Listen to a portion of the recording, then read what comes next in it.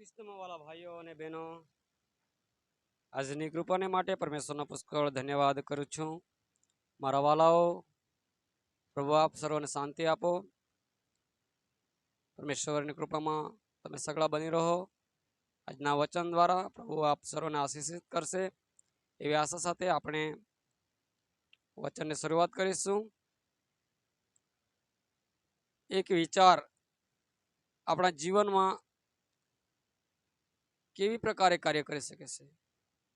શું તમારા જીવનમાં ઘણા પ્રકારના વિચારો આવતા હશે અને ઘણા પ્રકારના વિચારો જતા હશે, અને એ વિચારોને કાર્યમાં લાવવાનું પ્રત્યેક માણસ પોતે એનો ઉપયોગ કરે છે. તો ચાલો આપણે ઈશ્વરના વચનોનું સ્મરણ કરીએ. ઈશ્વર આપણા માટે કાર્ય કરશે અને આપણી પ્રાર્થનાનો પ્રત્યુત્તર આપશે. આપણી પરિસ્થિતિ બદલશે. આવું આપણે સામાન્ય રીતે સાંભળતા રહીએ છીએ. એવું કેમ થાય છે? શું તેની પાછળ કોઈ રહસ્ય છે? વલાઓ, જૂના કરારમાં ઈશ્વર દ્વારા કરવામાં આવેલા અનેક ચમત્કારિક કાર્યોનું વર્ણન આપણે વાંચીએ છીએ. તે માટે ઉત્તમ ઉદાહરણ છે દાઉદ રાજાનું જીવન. ને ઘણી વખત તમે સાંભળ્યું પણ છે તેમના વિશે. અને વલાઓ, ખરેખર જ્યારે એમના જીવન વિશે આપણે વાંચીએ છીએ અને સમજીએ છીએ તો આપણા જીવન થકી પણ બીજાને માટે આપણે સાક્ષીરૂપ બનીએ છીએ. દાઉદ બાળક હતો ત્યારે ગોલિયાથી ઈશ્વરની પ્રજા ઇઝરાયેલને લડાઈ માટે લલકારી. આ જોઈને બાળક દાઉદ, જે એક ઘેટા બાળક છે, તે કહે છે કે ઇઝરાયેલના ઈશ્વર યહોવાના નામની તેની પ્રજાની નિંદા કરનાર આ કોણ છે? અને વાલાઓ,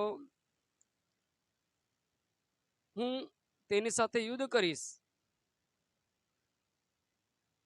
વિચાર કરો, જ્યારે હજારો ઇઝરાયેલી યોદ્ધાઓ અને સાઉલ રાજા બીકથી કાંપતા હતા. એ રાક્ષસ સામે લડવાની શક્તિ કોઈનામાં એ નહોતી. ત્યારે ઈશ્વર તમને પૂછે છે, આ રાક્ષસ અને તેના સાથીઓ સામે લડવાનો શું ઉપાય છે? તમે તમારા વિચારો જણાવો.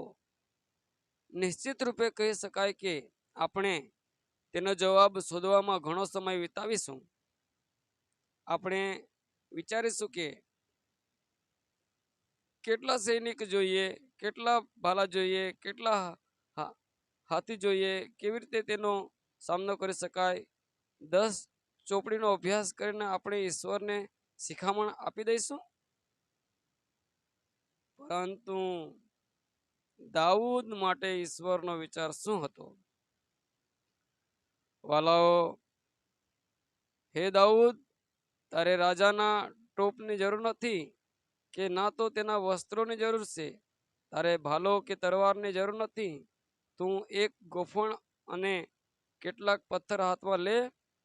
એ રાક્ષસને તું મારી શકે છે. ઈશ્વરના વિચારો તમારા વિચાર બની જાય તો તમે આશીર્વાદોથી ભરપૂર જીવન વિતાવી શકશો. વાલાઓ, ખરેખર એક વખત તેમના વચનો સાંભળનાર લોકો માટે ખોરાક ન હતો. પ્રભુ ઈસુ ખ્રિસ્તને તેમના પર દયા આવી. ઈસુ ખ્રિસ્તે તેમના શિષ્યોને કહ્યું કે તેમને ખોરાક આપવામાં આવે. શિષ્યોએ હિસાબ કર્યો અને કહ્યું કે પ્રભુ, એ અશક્ય છે. પ્રભુએ કહ્યું, ઠીક છે, તમે લોકો માણસની રીતે સાચું વિચારી રહ્યા છો, પરંતુ મારા વિચારો એ તમારા વિચારો નથી. પ્રભુએ શું કહ્યું? મારા વિચારો એ તમારા વિચારો નથી. સવાલ: પ્રભુ, તમારા વિચાર કેવા છે? એ વિશે પ્રભુનો જવાબ હતો, બધાને પંગતમાં બેસવા માટે કહો. હવે પેલા બાળક પાસે જે 5 રોટલી અને 2 માછલી છે તે મારી પાસે લાવો. પ્રભુએ તે હાથમાં લીધા, આશીષ માંગીને ભાંગ્યા અને તેમના હાથમાં આપીને કહ્યું કે હવે આ લોકોને તે વહેંચી દો. વહેંચવા છતાં પણ તે ખલાસ થતા ન હતા. હજારો લોકો ખાઈને ધરાયા. હજારો લોકો ખાઈને ધરાયા. પછી પણ સાટેલા કકડાની 12 ટોપલી વધી. ચમત્કારોનો એ ચમત્કાર, પ્રિય મિત્ર, ઈશ્વરને ચમત્કારની જરૂર નથી. ચમત્કારની જરૂર તો આપણને છે, પરંતુ આપણે એ ચમત્કાર કેવી રીતે પ્રાપ્ત કરી શકીએ? પ્રભુ કહે છે કે મારા વિચારો એ તમારા વિચારો નથી.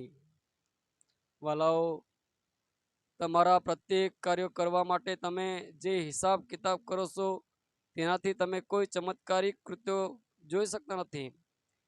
ઈશ્વરના વિચારો સમજીને તેનો સ્વીકાર કરો. તમારા જીવનમાં ચમત્કાર થશે. તેની સાબિતી ઈશ્વરનું વચન છે.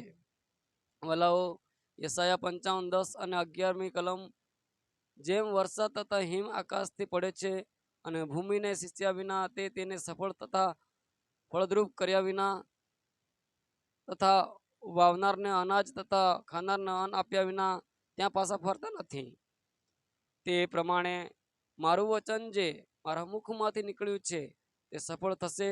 મેં જે ચાહ્યું છે તે કર્યા વિના ને જે હેતુથી મેં તેને મોકલ્યું હતું તેમાં સફળ થયા વિના તે ફોકટ મારી પાસે પાછું આવશે નહીં. ખ્રિસ્તમાં વાલા ભાઈઓ અને બહેનો, હવે વિચારો. ઈશ્વર કહે છે કે હિમ અને વરસાદ આકાશથી પડે છે તે એમને એમ ત્યાં પાછા ફરતા નથી. બસ એ જ રીતે મારા મુખમાંથી નીકળનાર વચનનું પણ છે.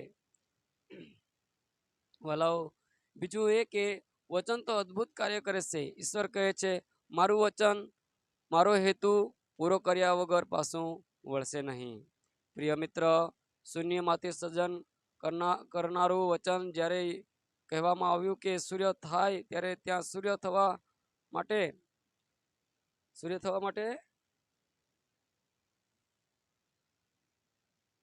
કહ્યું જ ન હતું.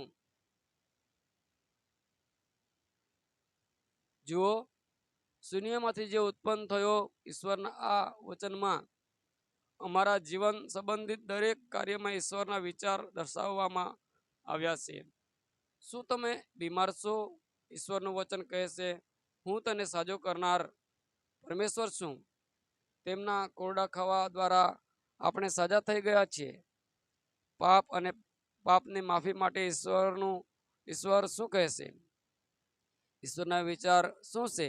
મારી પાસે આવો, હું તમારા પાપ માફ કરીશ. તમે માત્ર તમારા પાપનો સ્વીકાર કરો.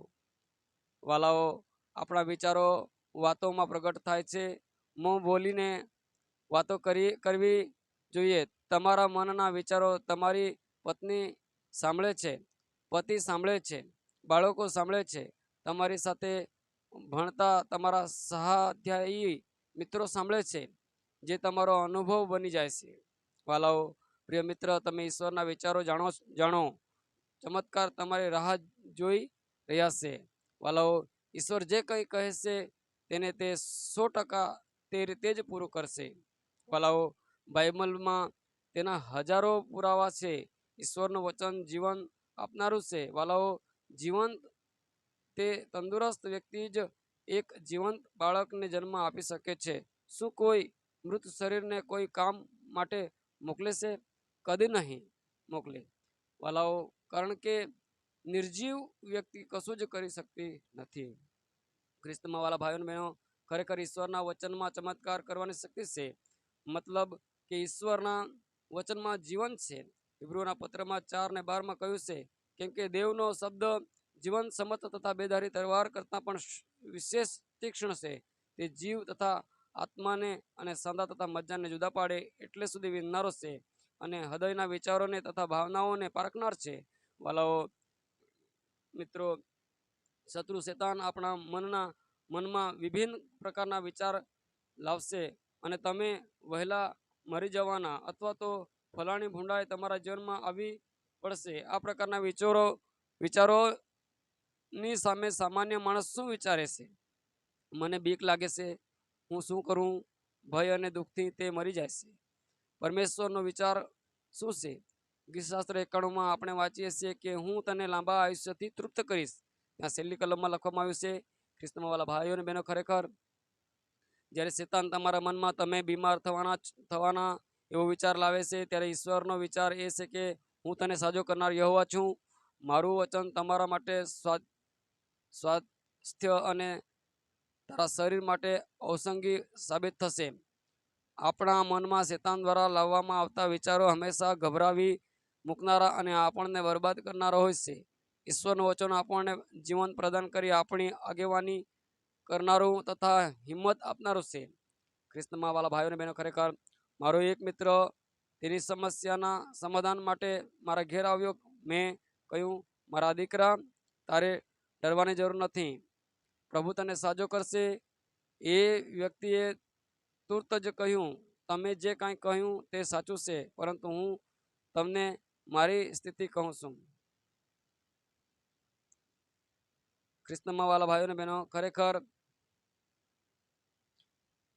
મેં ભયંકર અધર્મમાં જીવન વિતાવ્યું છે. હું એક એવી વ્યક્તિ છું જેણે એકદમ અધમાવસ્થામાં જીવન વિતાવ્યું છે. મારી આવી હાલતમાં પવિત્ર અને ધર્મી પરમેશ્વર મારી મદદ કેવી રીતે કરી શકે?